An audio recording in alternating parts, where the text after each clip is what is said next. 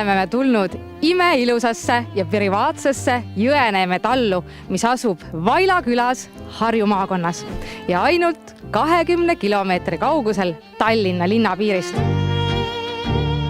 Kevadhooaja esimest saadet alustame tõepoolest maalt, sest kallist ja ilusat kinnisvara võib sealtki leida. Mitte ainult linnast. See 2000. aastal rajatud talukompleks jätab esmapilgul mulje, nagu oleks ta rajatud mitme põlvkonna tagusel ajal. Ka uus võib olla traditsiooniline ja sobib seetõttu vabariigi sünnipäeva järgsesse aega nagu valatult. Tänase saate külaliseks on äsja Eesti Laulul üles astunud ja paljude eestlaste poolt armastatud lauljanna Sünne Valtri, kellel lasime Jõeneeme talus ringi vaadata. Sünne tunnistas kohe esimestel minutitel, et tahaks ise selle kauni kodu perenaiseks olla. Tere, Sünne! Tere! Tore sind näha. Ma näen, et sa oled nüüd vaadanud seal ringi, oled ilusasti juba maha istunud. Vist on pilt selge, mis koduga tegemist on? Pilt on täiesti selge ja ma pean ausalt ütlema, ma ei ole tükk aega tulnud ennast nii rahulikult, kui nüüd need pool tundi siin. Sarnases kohas ma kindlasti elanud ei ole, aga ma ise olen sündinud majas ja vahepeal olnud ka korteriinimene, kuid jumal tänatud, ma sain sealt ka ära. Ma ostaksin selle koha omale juba ainult seetõttu, et siin on nii privaatne, siin on nii rahulik ja siin on nii turvaline. Jah, ostaksin. Ja sa oled kindlasti ka välja valinud mingid eriti lemmikud kohad. Jaa. Ja on need ka siin majas kuskil? Siin majas on vaadata väga-väga palju, kuid ma arvan, et need pärlid on siiski hoovi peal hoopis. Hoovi peal? Kas me käime ka siin natukene ringi? Käime siin ringi, loomulikult. Käime ringi, vaatame ka siin kõik selle maja üle ja siis lähme neid erilised magusaid pärleid vaatama.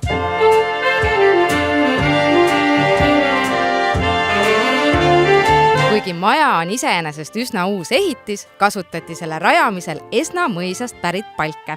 Seega leiab sealt ajaloohõngu küllaga. Tubades liikudeski võib jääda tunne, nagu oleks selles majas juba 100 aastat elatud. Ta on nii stiilipuhas.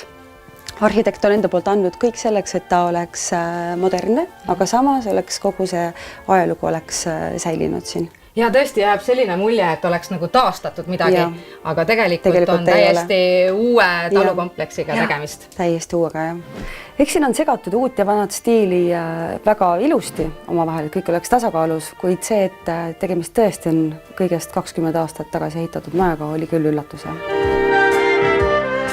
Kahekorruselise elumaja alumine korrus on peamiselt igapäevatoimetuste jaoks. Nii leiab sealt elutoa koos kauni kaminaga ja köögi. Ja siinpool ootab meil veel üks pisikene tuba. Aha, nii. Mis on minu arvates väga armas ja hubane. Ja igal pool on ikka mingisugused elemendid, mis teevad iga ruumi hästi eriliseks. Mitte ainult selles toas, vaid siin on tegelikult mitmes kohas on väga erilised uksed, mis eraldavad tube. Ja loomulikult kamin, ikka igasse toppa kamin pannakse, siis on, mina olen nii tulelembeline üldse, soelembeline, et minu jaoks oleks see üldse ideaalne. Teisel korrusel asuvad aga pere magamistoad. Ja magamistubades on ka nagu näha, on sellist vana hõngu, ikkagi kõik on olemas ja mõnusalt avar ka. Just vaatamata selle, et tegu on siiski ikkagi uue ehitisega, siis on kõik sellised pisidetailid on siin majas tohutult olulised. Ja selliseid purjestiilis aknakatteid nagu väga tihti ei näe, väga ilus aktsent asjale. Igal pool selles majas on mõeldud mugavuse ja aja mahavõtmise peale.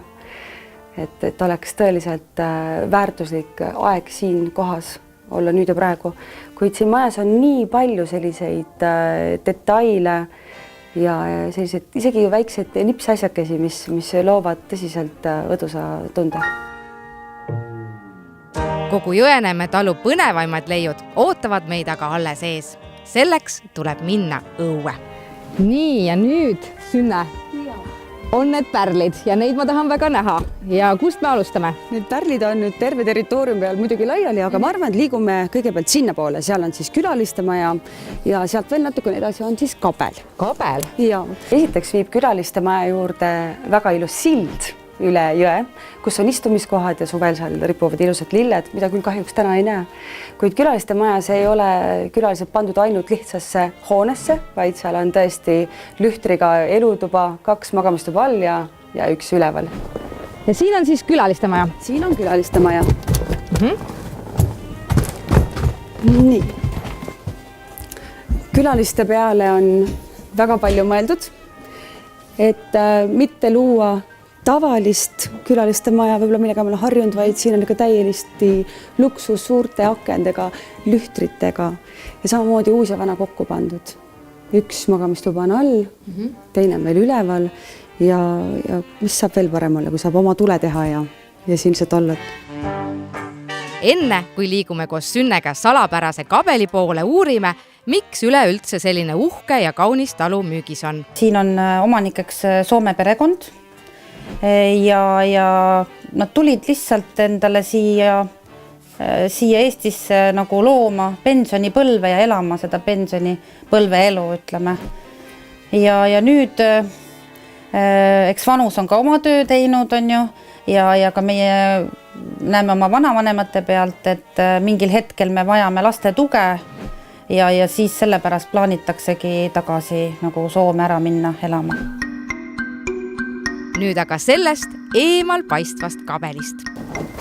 Jah, kabelini on nüüd natukene maad minna. Aga juba see on selline aja maha võtmise hetk, see kõndimine sinna. Loomulikult. Väike retk ikka ette. Perekond on omale metsaserva rajanud imelise koha, kus mõtteid koguda ja muust maailmast välja lülituda. Vaevalt, et Eestis väga paljudel taludel oma kabel oleks. Ja see kabel on ka väga läbi mõeldud oma arhitektuuri poolest ja siin peal on väga palju sümboleid, mis oli minu jaoks üllatav, et iga asja peale on mõeldud. Aga siia saab sisse. See on lõpmatuse märk. Ei tea, kas me jääme siia igaveseks.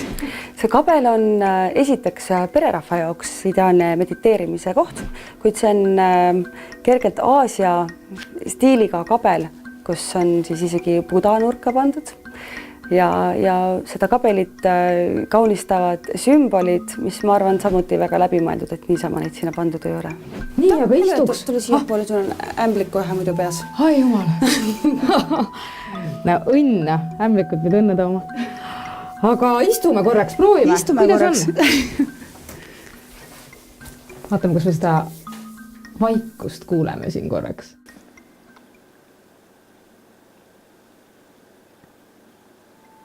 Päris mõnus on linna käest ära olla. On küll. Tagasi talumaja juurde kõndides leidsime aga eest Eesti talukultuuri lahutamatu osa. Ja me oleme jõudnud siia imelisse sauna. Nii on. Ja see on suitsusaun. See on suitsusaun, kuid siin on mõeldud ka teise lahendi peale, ehk siis kui panna üks teatud klapp ette, siis saab kasutada ka täiesti tavalise saunana. Nii et kõige peale on mõeldud. Seda ma kuulen küll esimest korda, see on väga tore. Kui sa suitsusaunas käia ei taha, siis ei pea, ja samas ei pea mitut sauna ehitama. Mitu funktsiooni on olemas. Ja juba see, et saun on majast eemal, on minu jaoks täiesti ideaalne, et nii peabki olema, et nii talvel läbi luve sumbata sauna, kui ka suvel minna paljalu läbi märja rohu, mis saab veel mõnusam olla. Aga on siin veel midagi? Siin on veel. Nagu ma enne mainisin, siis on väga palju mõeldud külaliste peale. Ja. Nii on ka otse sauna uksest saab minna külaliste tuppa. Kes rohkem ära väsib, saab siia pikutama minna. Et milleks siis minna peale mõnusalt ja kasutavad sauna koju, kui saab veel siia jääda. Just. Ja väga mõnus ja hubane. Aga ikka veel ei saa me öelda, et üllatused otsa oleksid saanud. Suitsusauna ja elumaja kõrval asub üks omamoodi kasvuhoone. Mis juba eristab teistest kasvuhoonetest on see, et uksed käivad hoopis teistmoodi lahti. Ja suvel on siin ilusti toolid ja lauad ja tõsine mõnus väljas istumine. Välisel silmamisel ausalt öeldes ma ei saaks aru, et see on kasvuhoone. Jaa, sellepärast, et ta ei olegi täiesti tavaline kasvuhoone. No ma arvan, et enamik Eesti inimesi siiski soetavad endale kasvuhoone kuskilt kaubandusvõrgust. Siinne kasvuhoone on natukene teistsugune. Ehk siis ei ole mõeldud ainult taimede kasvatamise peale, vaid on loodud ka ideaalne koht, kus istuda koos oma sõpradega. Näiteks miks mitte suvel kokata, teha sellised mõnusad meeleolu õhtud ja ka võib-olla vihmase ilmaga seal lihtsalt olla ja tunda seda lõhna, mis seal seisab. Siin kasvavad siis suvel tomatid ja kurgid ja paprikad ja siinpool on viinamarjad ja samas saab siin all grillida. Siin on selline grill, mida sa veel tahad, no nii ehe. ja väliköök ja kui siin suvel sõpradega istuda või siis kas või vihmase ilmaga, siis ikka päris mõnus on. Jaa, ma isegi kujutan juba ette, ma tahaks suvel siin olla ja istuda ja see tomatite lõhn ja viinamarjad omast käest. Täpselt. Super.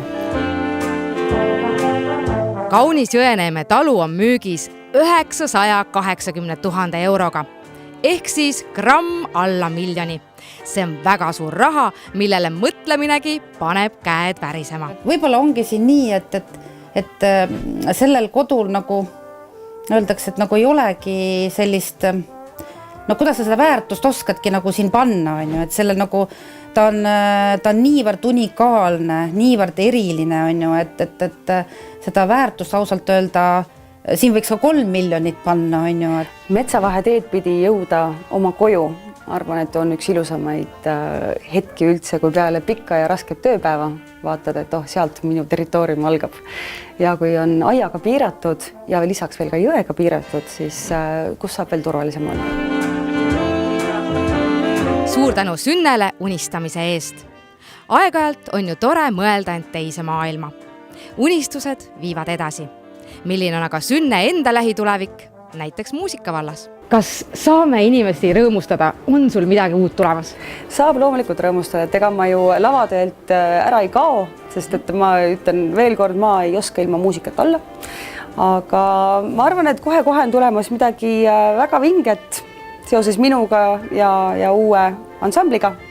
Ja seekord ei piirdu ainult 1 mehega, vaid loodetavasti on neid 3. Vau, nii, et meil on mida oodata.